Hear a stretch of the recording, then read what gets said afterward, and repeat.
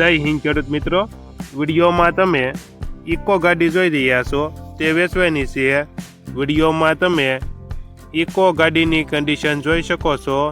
5 seater AC ચાલુ, કંપનીનું original music, વીમો આખા વર્ષનો ચાલુ, ટાયર સારા, engine powerful, seat cover complete, ગાડીમાં કોઈ સડો નથી। વિડીયોમાં તમે કન્ડિશન જોઈ શકો છો।